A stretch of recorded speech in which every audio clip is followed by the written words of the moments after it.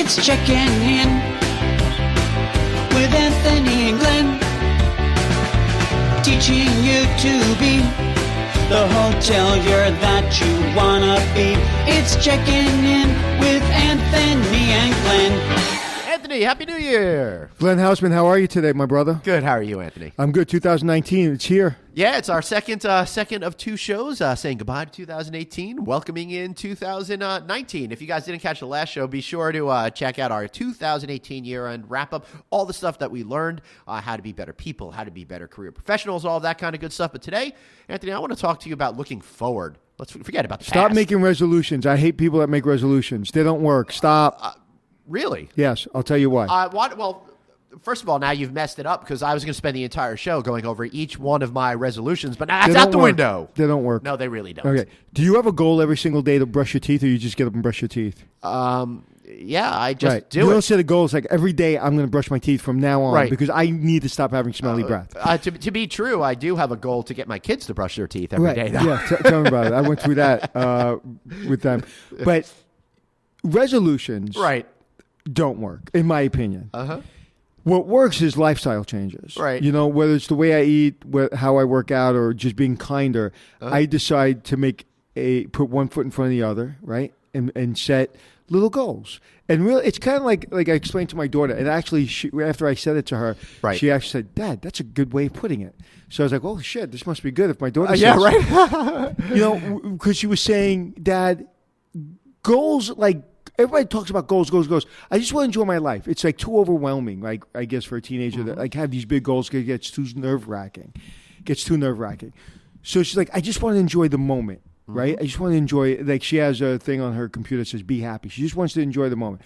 I said, well, goals are like going to California from New York. You're driving to California. Right. Your goal is to get to California. That's the goal. But you still have to put gas in the car. You still have to eat, right? You still have to sleep. So you have to have a plan to reach your goal. And then along the way, as you're planning and you're eating and you're sleeping and you're doing the things you need to do to get to California, you may stop in Arizona. You may stop in other parts of the country and see beautiful views. And you may experience beautiful food, beautiful people, because as you're going to get your goal and you're achieving your goal, that doesn't mean that you stop enjoying your everyday. And I think with resolutions is people put this major goal out. It's like, I'm going to go to the gym 5 days a week. No, you're not. You're not going to go from 0 to 5 days a week and then sustain that for the next 10 years. You're not going to do it. Right. Great point. What you're going to do is like, you know what? I'm going to walk around the block today. Yeah. Because I want to start getting healthier. Uh-huh. Okay? By the end of the year, I want to feel better. That, to me, is more reasonable. It's more attainable. It's easier. I don't like suffering. I don't like pain. I don't like having to leave a meeting early and run, get on a subway and run, go home, get changed, run to the gym, get there on time, work out, then go home, and you have to make dinner or clean the house or whatever you have to do, get ready for the next day. It just gets too overwhelming, right? If you just say, you know what, I'm going to wake up 10 minutes earlier, I'm going to do 10 push-ups, 10 sit-ups, and I may be able to walk around the block. Done. Why do you need to set these unreasonable goals? That's just, and like if you want to lose, say, 5 pounds, you can't lose 5 pounds in a day or in a second. You have to lose 5 pounds gradually over a period of time. Right. And you don't, to me, you don't need Nutrisystem or Weight Watchers. What you need to do is look at your dish and say, that's too much food. You need to have less food. People are like, yeah, Anthony, it's not that easy. People are impulsive. Yes, I'm impulsive. I'm the most impulsive person probably you'll know in your life.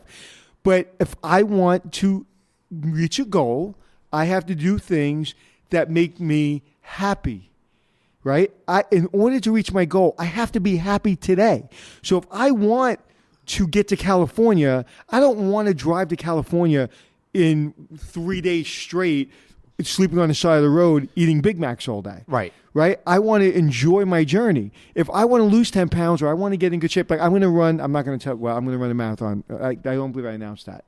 I wish you could edit that out. But I'm going to run the marathon again in 2019. Well, now that we're going to hold you accountable.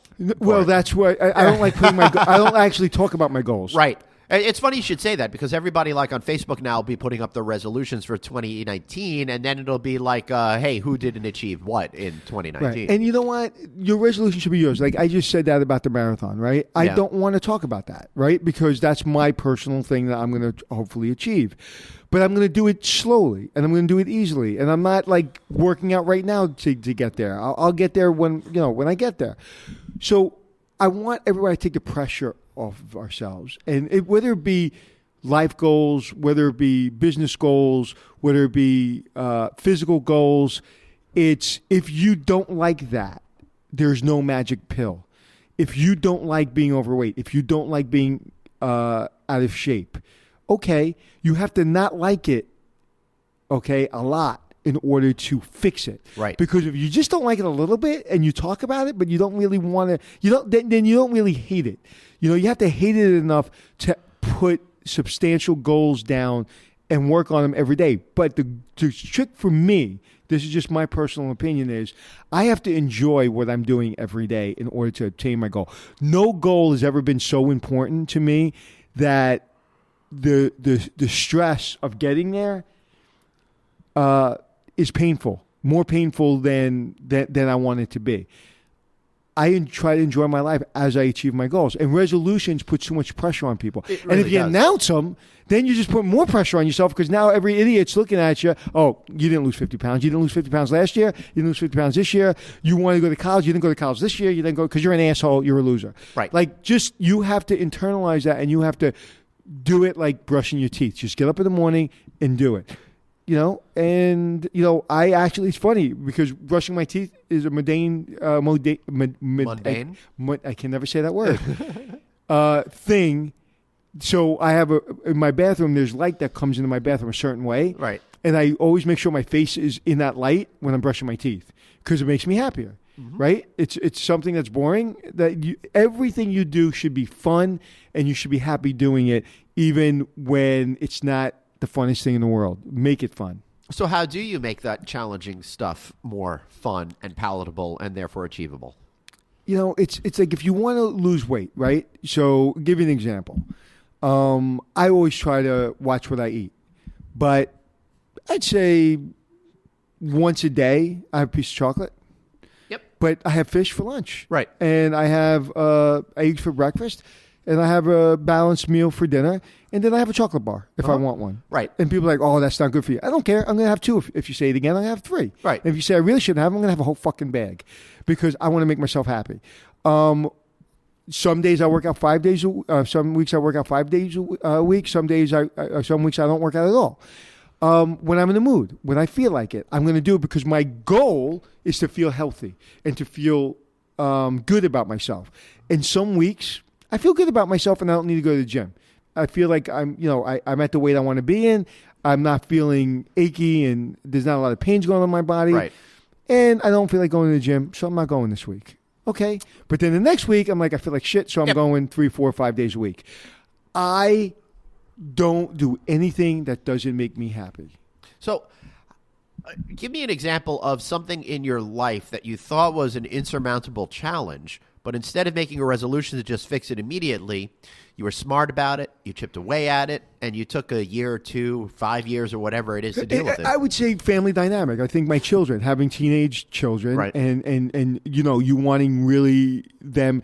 I don't want great things for them. I want them to be happy, right? So I think that's a challenge in my children understanding me. It's like, I don't want great things for you. I want you to be happy. There's a difference because great things for you is your happiness. That's the greatest thing in the world. So if I think, you want to be whatever you want to be, I want you to be a doctor? Right. Mm-hmm. No, I want you to be happy. So I'd rather you be a bus driver and be really happy than be a doctor and be miserable. Right. So I think that dynamic of having teenage girls and starting to understand they have to find their own way, and you have to be there and support them when they fall and push them when they need a little bit of pushing. So that balance has been something, I wouldn't say challenging, but interesting to really try to be the best father I can be by trying to really have them understand is, I got you. I'm here for you. I'm here. I don't, like one of my daughters like, well, I didn't want to tell you that I didn't get a great grade on because you're going to get mad at me on the test. I'm like, I'm not going to get mad at you. I'm not going to get mad at you at all. I'm going to ask you a question. Right. Like, I know the question you're going to ask me. What? Did you try your best? Right. Right. So you're afraid of that question? That means you didn't try your best then, didn't it? Right. So I think that, to me, has been my greatest challenge of just wanting to make it all make sense for my kids without making it too easy, but without making it too tough, right? Because anybody that has teenage children, you know that there's no playbook. So, or children in general.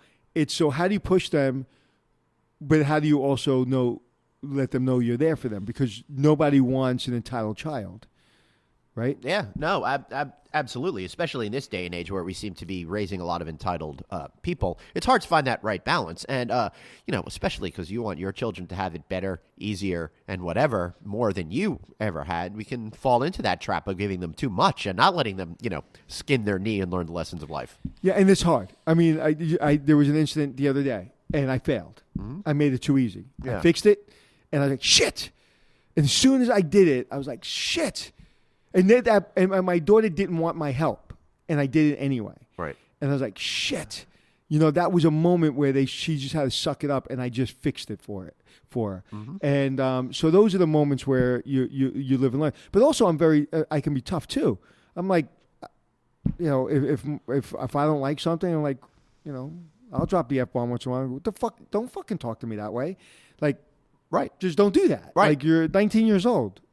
Don't fucking talk to me that way. So it's always a balance. Yeah. But I would say my relationship with my three girls is the thing that I'm most proud of, and the thing that I'm always constantly trying to figure out. And as they get older, they need you differently. I always say to them, I said, now we have to be friends. Right. So now we have to like each other. It's like before I was legally obligated to take care of you. Mm-hmm. Like if I didn't feed you and didn't make sure you had clothes on your back, I went to jail. Mm-hmm. Now it's like, if you don't have clothes on your back and don't feed yourself, it's not my fault. I don't go to jail anymore. Right. Right. Now you have to like wanting to come to my house. Now you have to like wanting to hang out with me. Right. Right. Like we went to the Kevin Hart concert together. It was like fun. They wanted to be with me. They wanted to kind of hang out and go to the concert. And that was a fun day and a half. So that, to me, is always the challenge, and I'm going to strive for even to do a better job in 2019. From a what was the question? I don't know. I'm actually just fascinated by listening to it. Now, my question was, how do you wind up achieving what seems like an insurmountable challenge at the beginning? Mm-hmm. But what are the steps that you take in order to make it achievable over time? Yeah, like with my children, it's just take a step back. Mm-hmm. So I think in order to take a step forward, you got to take a step back. Right. So how do if I'm not achieving the goals I want to achieve, what am I doing wrong? I've been writing, I think I told you last time, I'm writing a book for the last 5 years. And people are like, well, Anthony, don't be so hard on yourself. You don't have time to write the book. No, I do have time to write the book. I'm in airports all the time. I have plenty of time to write the book. I have plenty of time on an airplane. I just don't write the book. I have hundreds of pages written. That's right. But I just haven't finished the book. Why? I just don't feel like it. Mm-hmm. When I'm on a plane, I'd rather just veg out or think about the speech I'm about to do. So I'm taking a step back this year, right? And I'm making smaller steps instead of bigger steps. I was write X amount of time a day. I'm not going to do that anymore. I'm going to write when I feel like it, and I'm just going to make sure I get up and write. Because I do feel like it sometimes, and I'm like, forget it. So you have to go backwards to go forward sometimes. Right. So don't make everything, and I'm going to make it fun. I'm going to try to start making my writing fun. I'm going to start doing it in the places in my house that I really enjoy kind of sitting and writing. I sit and write, and I like sitting in my car. I'm going to sit and write in my car. Whatever I need to do to make it less feel like a job. I hate jobs.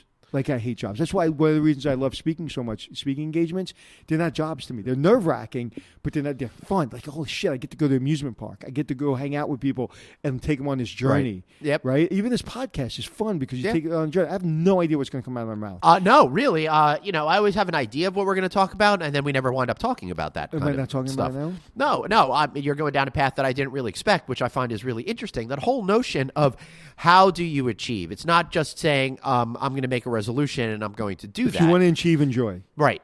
And you have to find a way to break it down into little incrementable pieces that are achievable and desirable that keep you motivated throughout that entire process. If you're trying to lose weight and you want to go to the gym and you hate the gym, don't go to the gym. Right. Don't.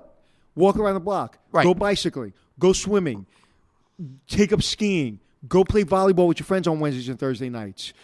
Do whatever you need to do to stay active, but don't go to the gym if you hate the gym. Right. Like, why would you want to go to the Right. if you hate the gym? If you love cheeseburgers, why would you take cheeseburgers out of your diet? Eat a freaking cheeseburger. You Just shouldn't. don't eat 3. I don't believe that if you deny yourself the stuff that you love, you're going to find success. You're going to be miserable. You're going to wind up, metaphorically gaining more weight than you did at the beginning of the process. Every single thing that you're trying to do in your New Year's resolution, make sure you're having fun. Right. Like, I hate yoga. And the reason I say that is because it looks like it says yoga on your... That's the name of the computer. It's Lenovo Yoga. So like, I hate yoga. I've done yoga on the show a couple times. They forced me into it. I hate it. You know why I hate it? Because I'm impatient. And Right. when I have to hold a pose for like 5 minutes, and they're like, well, just clear your mind. My mind doesn't work that way. I can't clear my mind for 5 minutes as I'm in pain, being around other people going, my brain doesn't work that way. Right. Now, I can go work out and throw a lot of weight and then go sit on the bench for like 5 minutes going, but I can't be in a yoga studio. I get it. I can't do Yeah, it. right. So everything I do, and I haven't realized that until I was getting older, and even like last year, this year, it's every single thing I do. Right. If it's not fun, I don't do it. Yeah, I think that's a great attitude. Now, the way that I approach things is I try to break them down into, like I said, smaller incremental pieces that are more easily achievable. And if you go back to the last episode that we recorded, we talked about getting those wins in life. And if you could have little incremental steps to get you those wins, that makes you feel good. It gives you the confidence, and it gives you the ability to continue on. But instead of making resolutions about all of these kinds of stuff, about losing weight, about not drinking as much, about not any of that stuff, I try to live my whole life through the prism of my mantra is everything in moderation. We shouldn't give ourselves too much of a good thing. We shouldn't give ourselves too much shit over a bad thing. We should just kind of go down the middle. And I also believe even moderation should be taken in moderation. There are times to party and have a hangover the next day, but you can't do that every single if that's weekend. what you want. Right. I'm not that guy, right? I don't like drinking too much and having a hangover the next Right. day, right? But I've done that, Right. Because sometimes you need it, and then I realize, I really don't need it. But let's talk about an issue and give concrete ways of getting to your goal. Yes. An example, there's a person right now listening to this podcast that is working at the front desk, and they're not able to get promoted. Right. What can I do to get promoted? Great And idea. the first thing I would tell you is go in with a new attitude and have fun. Right. I'm going to talk about fun this whole podcast, so get used to the word fun. Go in and figure out how to have fun the next time you go to work, even with a miserable boss. Right. Whether it be make fun of them in your brain, whether it be whatever you need to do to have fun. Once you change your attitude and you start lightening your load and not taking yourself too seriously, you're going to get there. Because if you don't get promoted at that job, you're going to realize that all you want to do is have fun, and every day you walk in to have fun, and you have that attitude. Anthony Melchiorri said you should change your mindset to have fun. Right. So now I'm changing my mindset to have fun. And then 3 weeks later, you realize, I'm having so much fun, but nobody else is having fun, so I'm going to leave. I'm going to go and have fun where other people want to have fun, right? And that's really, to me, the key to any happiness or success I've had in my life is I just want to continually have enjoyment and fun in every single thing I do. Now, when I'm really intense and really, really focused on a goal, I'm having fun. Right. It could look like I'm miserable and it could look like I'm mean as a son of a bitch, but I'm having fun because I'm on a journey to reach a goal. Right. So internally, I'm having fun. Everybody around me may not be having fun, but I'm having fun. But you're focused and you have a sense of meaning. Because there's a goal. And that's a really good word, meaning. I just looked at my calendar, right? And I have, because as I was coming back from outside, coming back to do our next podcast, I said, what do I have on the agenda tomorrow? Because I always have my day stacked. And because it's the first week of the year, I realized I have nothing on my agenda tomorrow. I was like, whoa, that was weird. It was like the first day I'd say, that I looked down at my calendar and I didn't put anything on my agenda for tomorrow. And I was like, I'm bored. What the fuck am I going to do tomorrow? It's like, I have nothing. And then then I looked at a list of to-do things. I have a million things to do, but nothing scheduled to do. And so I'm a person that constantly needs scheduled things to do, and that's how I stay busy, and that's how I stay active. And if I'm having goals and I'm having things to accomplish in a day, I'm having fun. And if you don't have something to look forward to, whether it be a vacation, whether it be a goal, whether it be a loved one, whether it be going to play poker or going to have a good meal with a friend or going to buy that new blouse, you have to have a goal. Like the other day, I asked my friend Chris Romulo, I said, dude, what are you going to do today? And he looked at me like a 12-year-old girl, and he goes, I think I'm going to go shopping. I go, why? He goes, I have this $200 gift card that my in-laws gave me, and I'm really excited about using it. Like, that was his, that's fun. And that was his goal. Everybody needs, with his small goals or little goals, right. You need something to look forward to. And when you look at people who have depression, and we all get depressed, when you look at people who just get into a funk, it's because you don't have something to look forward to. You're not going to the Bahamas at the end of the month. If you're going, show me a person that's going to the Bahamas in a week or going on a really great vacation in a week, and I'll show you a person that's having fun. Right. Yeah. Yeah. Absolutely. So you mentioned this depression thing, and I wonder if there's too much pressure in society to always be happy and always be having fun, which really belies the human experience of we can't constantly be happy. There's a difference. Okay. That's an outside source. Right. Saying that you should always be happy and have fun. I look miserable sometimes, but I'm still enjoying my journey. It's a mindset. That's right. It's a mindset. So even if I'm mad, I'm enjoying my journey. I'm enjoying where I'm going. And that's so if you're on a journey for 2019 and you don't really understand how to get there or you don't know where you're going to get yourself into a funk. When you have a goal, when you have a journey, that doesn't mean you're not going to have days that you feel depressed or you feel that you're in a funk. That doesn't mean that. That just means that this is one part of the journey. That doesn't mean you're laughing and giggling, but you're still having fun, which I mean by the word fun is you're still on the path to attain your goal. Right. Right? Goals are hard. Oh, yeah. Right? If you're trying to win a world championship and you're a Muay Thai fighter and you're in the gym and you're working out 4 hours a day and you're kicking people in the head all day long and your shin hurts, that's not really fun. But you're having fun because you're achieving a goal. So I don't like when I see people who are struggling to achieve a goal. And I think, let's put it that way. I sometimes don't have fun achieving my goals, but I don't struggle to achieve my goals. Does that make sense? Yes, it does make sense. Explain that to me.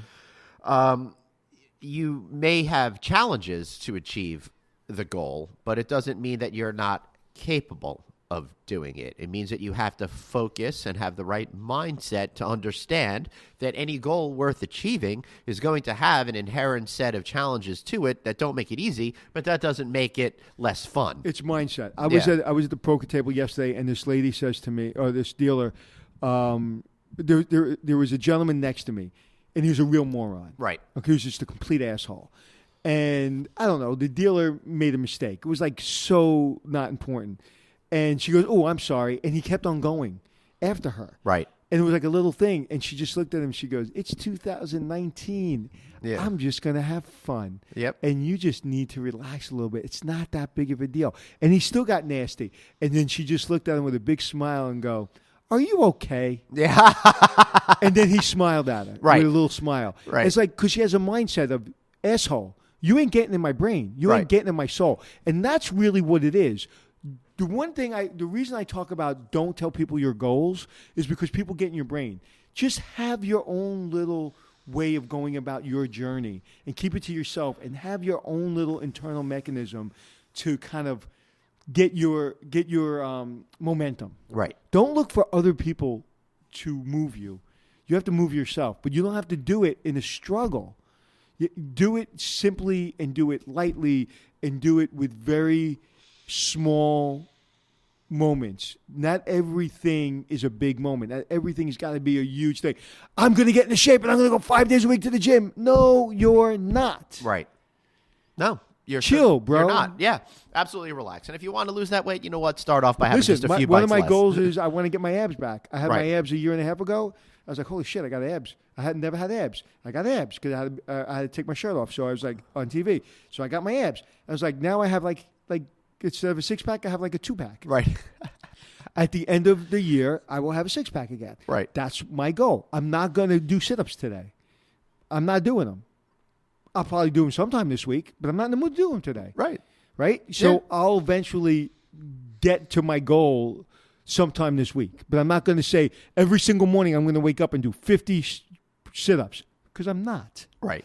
So be honest with yourself. Be realistic. All right. This conversation is going, of course, in exciting and unexpected ways, but we got to take a quick break. We're going to be right back after this.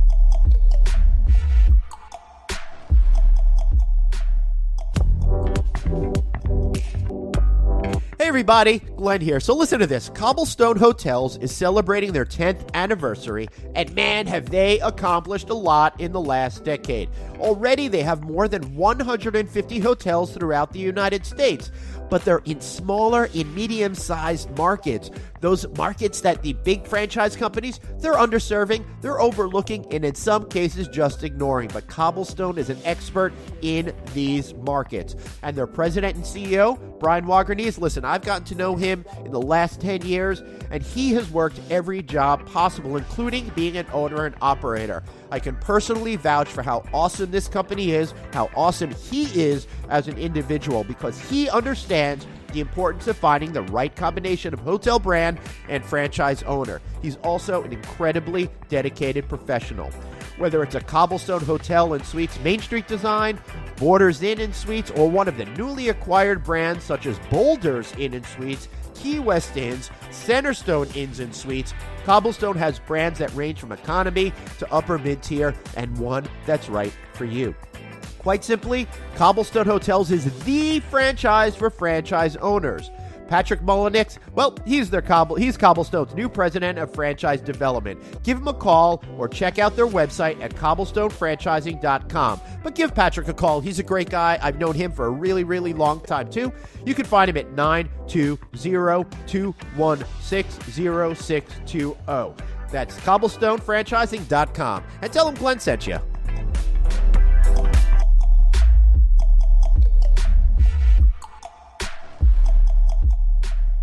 Okay, we're back. So, Anthony, I want to ask you a question here. One of the mantras that I've had in life, and rather than having resolutions to do stuff, I've always looked at things a little bit differently in the way that you have. What do you feel about the whole notion of pushing yourself to get out of your comfort zone? For me, I've found that that's where I've made the greatest achievements, either to make myself a better person or find career success. I don't know what that means, right? I have one goal, right? It's to be happy. Some days I have to push myself out of my comfort zone to be happy. And there's some days where people say, hey, why don't you do this? No, I'm not doing that.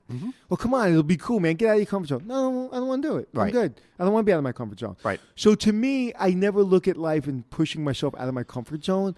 I look at life as like, I want to do that. And I've never had the opportunity to do that before, so I'm going to do that.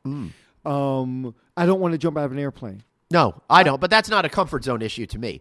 I don't want to. Go ahead. To me, the way I see it is it's doing stuff that you know is required for whatever success that you're looking for, but you're uncomfortable with doing.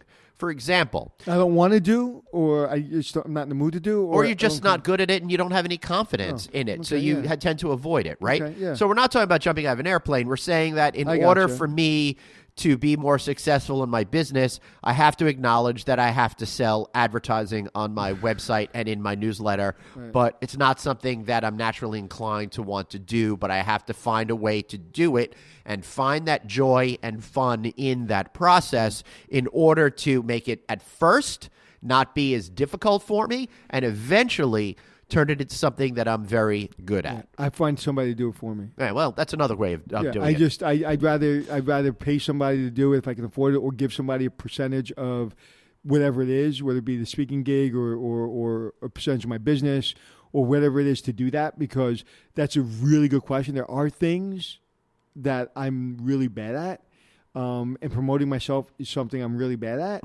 And I paid somebody to do that for me for a long time. I'm not paying anybody to do it right now. I'm going to do it again in 2019.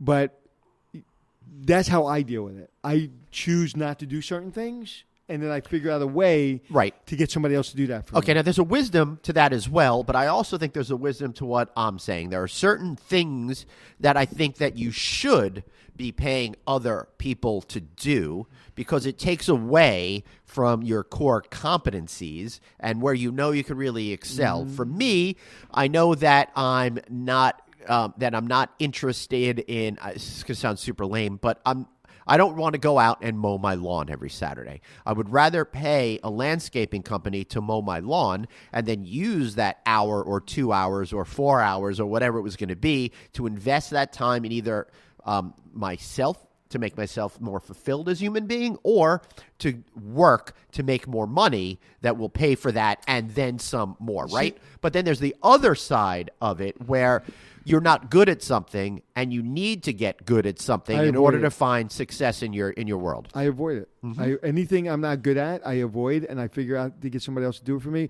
or I just don't do it, and I overcompensate in another part of my world. I don't do anything I don't like to do, and I know that's horrible, and I know I should be able to have more discipline in myself to be able to do that. You're really sending our listeners down the wrong path. No, but there's several things that I'm really bad at that I know that I should be better at. And I just choose, I'm not going to be better at it because I don't like doing it. So until something comes along that kind of fixes itself, or I hire somebody, or I figure out how to get it done without having to do it, I truly don't. I don't do anything I don't want to do. And I know it's terrible, and I know I have to be more disciplined at certain things, and I have to just get better at that. Thank God, I've not had anything that comes up in my life where has affected me overall, where I have to do something I don't like to do. So what I will say is, if you're constantly battling something that you know you need to do but you don't like doing it, do something else. Figure out another way to get that done, or don't do that and maybe just change. I don't know. I know that's probably not the best.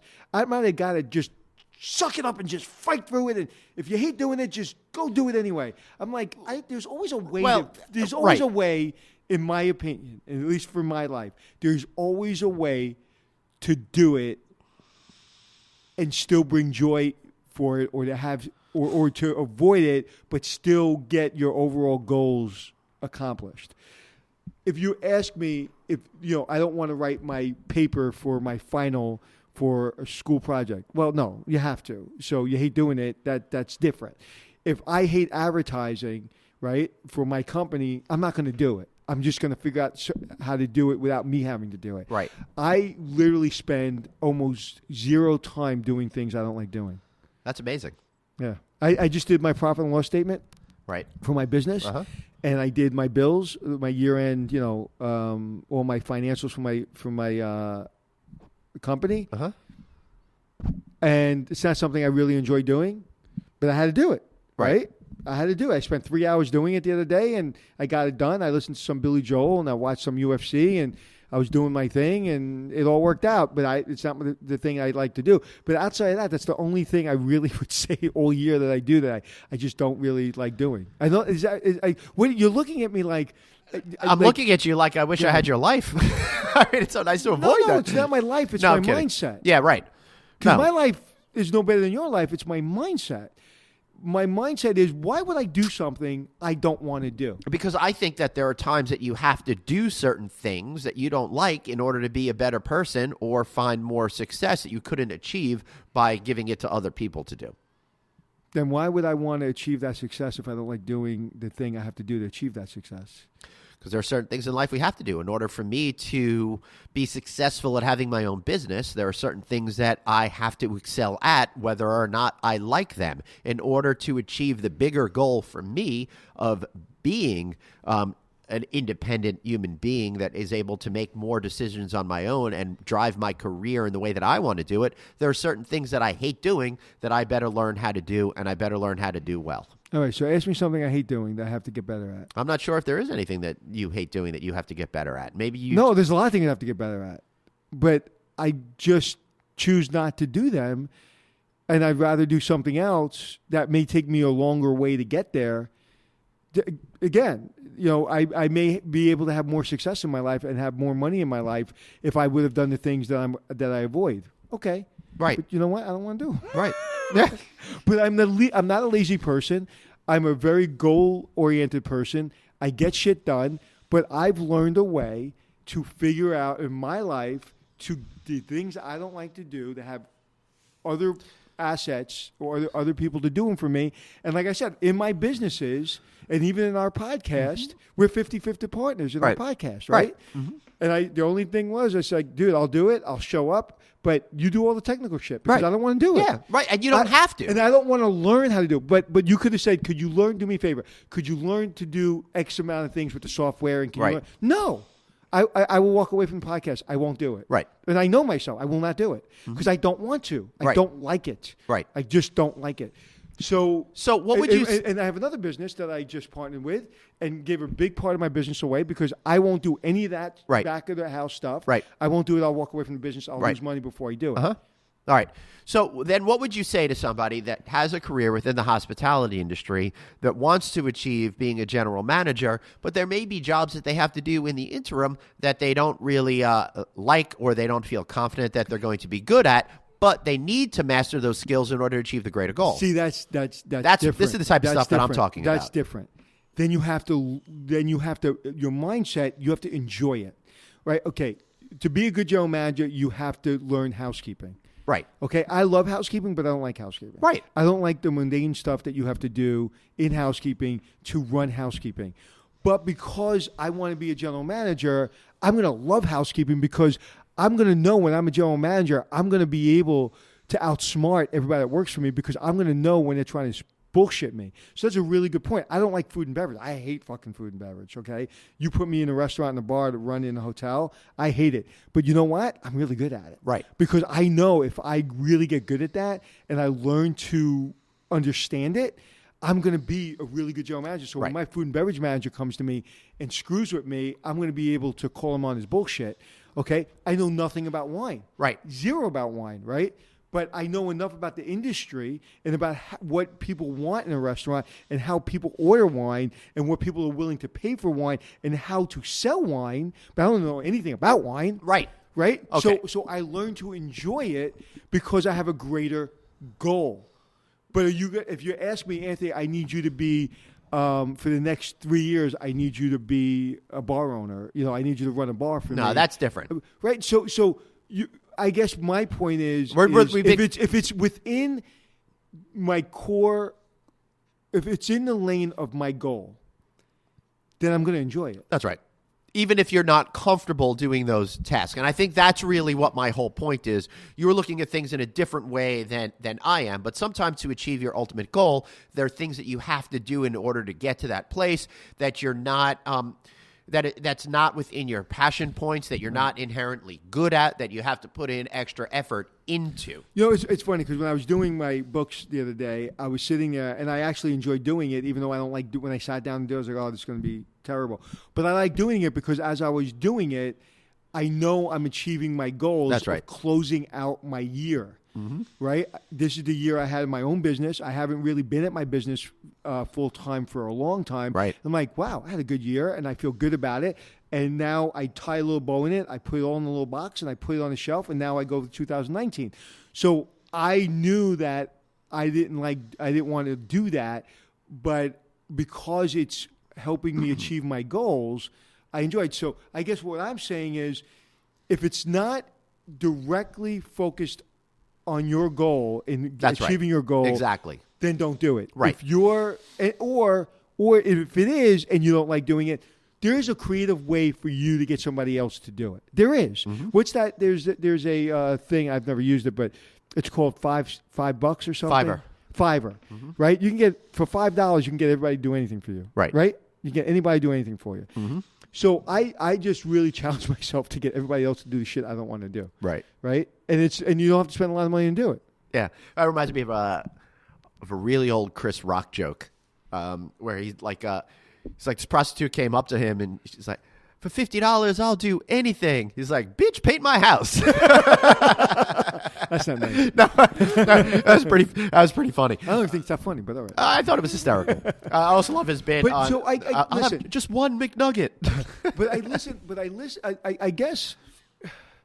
I don't know. I guess. Yes. I like traveling light. Mm-hmm. Like everybody knows that's not true when I travel with Right. luggage. But in life, I like traveling light. I don't like a lot of things to do. Uh-huh. I don't like to have to go to my desk and sit and do 26 things today. Even when I'm a general manager of a hotel, I delegate everything. Right. The only thing I got to do is show up, Mm-hmm. and then I got to react to things Right. in front of me. Mm-hmm. Same thing in my life. It's like I just have to show up to conference calls. I have to show up to meetings. I have to show up to podcasts. I have to show up to set. And yes, am I prepared? Yes, I'm prepared, but I'm not doing a lot of stuff, boring stuff that I don't like doing. Right, to get right. there. I am confident enough in myself to be able to be creative, to get things accomplished without having. Listen, when I was running front desks, right, I hated doing arrival reports. Hated it. But I loved it because at the end of the day, there was no problems. Right. So how do you hate something and love something? Because I don't want problems. Right. So when I go through arrival report, what time are people coming in? Are their rooms ready? Are they having a birthday? The last time the guest was here, were they miserable? Now we have to upgrade them. And are they checking in at 11 o'clock? And that guest at that room's checking in at 10 o'clock. Am I going to have my housekeeper get up to that room at 10 o'clock? No, the housekeeper's on break. So make sure that we get a different housekeeper. Like all that stuff that goes into getting that arrival report perfect, which is not my favorite thing to do, actually becomes my favorite thing to do because at the end of the day, the goal of having zero problems is exciting. Right. Like I literally went 2 years without having to pay a comment card to Lucerne Hotel. Like how's that possible? Because we fixed all the problems before they happened. That's amazing. Yeah. All right. So I think if you're obtaining your goal and if you want to be an Olympic runner and you hate running, don't be an Olympic runner. Right. Right? So if I want to be a general manager. But if you want to be an Olympic runner and you don't necessarily love lifting weights in the gym, you need to do that and find a way to get out of your comfort zone and love that in order to achieve your bigger goal of being that Olympic runner. How strong is your goal?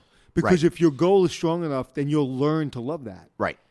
You'll learn to love Hey, that. and that's the whole thing. When you get out of your comfort zone, just because something is uncomfortable and maybe not something that you love, once you figure out the formula on how to do it successfully, chances are you'll turn it into something positive. I just don't like the term out of your comfort zone. I just don't like it. That's fine. I just don't like anything about that term.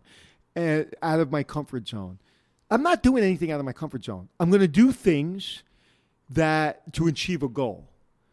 Is that out of my comfort zone? I just don't put it in those terms because that immediately puts a negative spin on it. I'm going to go out of my comfort zone. I'm going to do something I don't want to do. Whereas I prefer to say, I am going to achieve a goal. Right. And I'm going to do whatever I need to do to achieve that goal. Well, I will say that I see what you're saying, but I look at it a little differently. I see getting out of your comfort zone as a positive, something that makes you a better person, something that teaches you new skills, something that gives you more confidence than you thought you were going to be able to have and allows you to achieve things that you may have been frightened to achieve. I guess I look at it completely different. It's like, hey, fair I'm enough. going to do something I don't want to do. Fair enough. You know what? This has been fun disagreeing with you on an entire episode. You know what? I'm going to listen to this podcast like every ounce of it, and at the end of it, I'm going to say, that was a waste of an hour.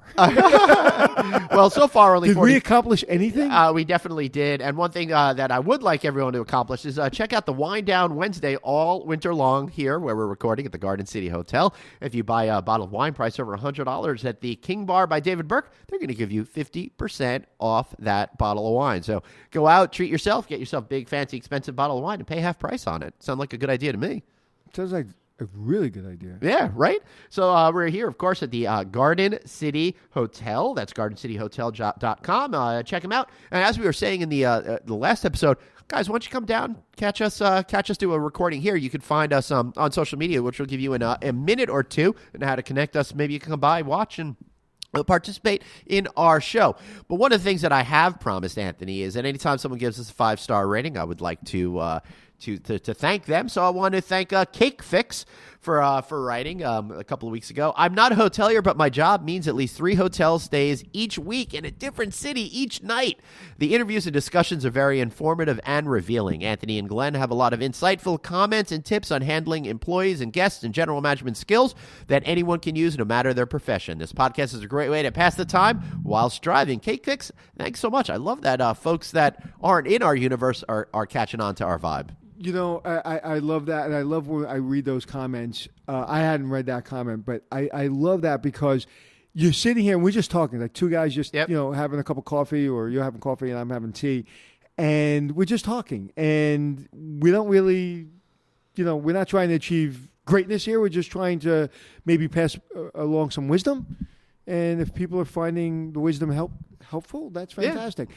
And one of the things I realized is that you and I completely see the world differently. Yeah, we certainly do. I don't like pain.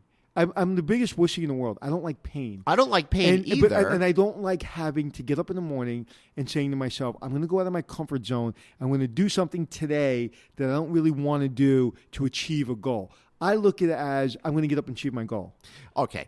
I look at it in I don't like pain either, so all of that shit that I hate to do, I better get damn good at it, so then I can turn it into something that doesn't give me pain anymore. Yeah, I look at it the other way. How can I either give up a percentage of my business or pay somebody else to do it because I don't want to do it? Like, and as I get older, I get it. As I get older, like, I am so, like, when I say before, like, I won't do anything when it comes to the technical part of the podcast. Right. Did you see how, like, my eyes just, like, I like, how intense I got? It's like, I'm learning as I get older, specifically, me, not talking about you or anybody else, I don't want to do anything that makes you uncomfortable. Now, people say, oh, yeah, if you have a lot of money, you don't have to worry about it. No, that's not the case at all. I still have to work, and I still have to make a living, and I still have to do things I don't like to do to make a living, right? Right. But I just think my mindset is different, whereas I don't see anything that I'm trying to achieve as a goal, anything in that lane to me, even the things I'm not good at, it's fun. It's got to be fun. Excellent. So let's wrap it up by, how about you telling me something I don't know? No, you start first. All right. I got a new car. You got a new car. I know you were not feeling good about your old car. I was not. My old car I was going to ask you that before. My old car was, I didn't tell you anything before because I wanted to save it for the microphone. My old car was an accident magnet. And for those of you who have been following the saga of me behind the wheel of a car lately, last August I had rented a car when I was down in Denver on a little bit of a vacation. And it was Labor Day, and some drunk guy on a moped crashed his moped into my car while I was at a red light and did serious damage to the car I was in. Then, a couple of months ago, I was leaving the airport parking lot and trying to merge onto the Belt Parkway in Queens, and I got sideswiped, lost the side mirror, lost my door handle, I'm never getting scraped up the whole car. Then, 3 weeks ago, as I was driving my kids to school, half asleep, going around a corner, some guy stopped short, some guy stopped short. I didn't stop short enough. Wrecked the whole front of my car, did no damage to that guy. He's like, hey, Merry Christmas, don't worry about it, no big deal. But my car was starting to look in really bad shape. I managed to get my kids to school, managed to get my car home. And you're embarrassed. I'm so embarrassed by the vehicle. I was already embarrassed by the vehicle because it was falling apart. So what kind of car did you get? So I got rid of my 2007 Toyota Corolla. It was rough to do because that was my inheritance from my dad after he passed away. So I actually felt a connection with my dad every time I drove that car. So giving it up was weird, but I needed to do it. I needed to feel better behind the wheel of a car, and I got myself a Subaru Forester. Beautiful car. Safest car on the road. It's great. And I got this, it's called, the color's Jasmine, although it looks more like an army kind of a green color to it. It's brand new color this year. So does my wife. So did my kids. I said, F you. It's Is the my car in the parking lot? Am I going to see it? Yeah, sure. Now, rent or lease? I mean, lease or buy? First car I've ever leased. Oh, cool. Yeah, and we bought another car a couple of years ago. It was about a year and a half ago. For my wife needed a vehicle, and we actually purchased a car because the lease wouldn't have made any sense. But the way my lifestyle is, I work from home, or I'm driving back and forth to the airport, or I'm just going to the Stop and Shop to get some groceries. So 1,000 miles a month is no big deal. I can stay under that threshold. So I leased a car. Happy to do it. Very excited. Anthony, how about you? You got something you could tell me that I don't know? Yes. One of the things you may not know about me is if I see a sign on a building or I see a building that's interesting, I literally pull over into a parking lot and I Google the name of that building. So this morning on coming here, I saw this big, beautiful church, which actually happens to be a cathedral. It's right around the corner. It's called the Cathedral of the Incarnation. And I was like, this is such a beautiful building. There's got to be a story behind it. And sure enough, I went on Google. It said, built to the memory of Alexander Turney Stewart. The Cathedral of the Incarnation is the only cathedral in the United States funded by a single person and the only one that is built in the memory of a single individual. Wow. And then I went to find out. I thought they were all built in the memory of a single individual. Jesus. And then Alexander Turney Stewart, who it's built for, turns out that he was one of the biggest merchants in the world, and in 1938 he was worth $50 million. Wow! Which, guess what? $50 million actually 1978. In 1878. I'm sorry, 1878 he was worth $50 million. Guess how much that would be worth today in today's dollars? $1 billion. $90 billion. $90 billion? $90 billion. Holy so crap. They say he's one of the top 20 richest people to ever live. So do you think he pays people to do stuff he doesn't like? Probably. and all I did was, it's funny because I thought about that because how did he owned manufacturing plants all over the world. How in 1970 did you own manufacturing plants all over the world? 1870 own manufacturing plants all over the world. You had to have a lot of people around the world doing shit for you because you weren't getting on an airplane. Right. No, it's like, oh yeah, I'll be to the office in 6 months. Exactly. Sail across the ocean. But they say he's one of the smartest businessmen to ever live. And just because I saw an interesting building, I learned something. And I find that, fascinating. Matter of fact, my sister-in-law got me a book called Lost Brooklyn. Of all the things in Brooklyn that are no longer there. And my daughters say, why would you do that to us? I know. It's like, now he's going to tell us 100 things we don't give a shit about Brooklyn in 1907. Because they all know that I'm constantly wanting to know, on that corner that used to be a hotel. Right. Or in that corner, that's where James Dean once walked or whatever. I'm that guy. I'm that guy. Totally. And I didn't realize it was that guy. And as I get older, I become more that guy. So because more's changed. So if I'm walking past an interesting building or a sign that says, so-and-so founded this building, I am going to stop. I literally will stop on the sidewalk, and I don't care where we're going. I don't care if we're late for a theater, and I need to find out what happened on that block. And because I think we're all in the here and now, and we're all so goal-oriented, and we all want to, feel good, and we want to achieve our goals. But if you take kind of where we are right now, and you take the Garden City Hotel, 100 years ago, what was this like? Right. What was it like to be on this plot of land 100 years ago? What did this plot of land mean to somebody? Did this change somebody's life by owning this plot of land? That stuff just fascinates me. Yeah, I was just watching a science special last night on Amazon Prime. It's called Quark Science, and it was all about sounds this episode.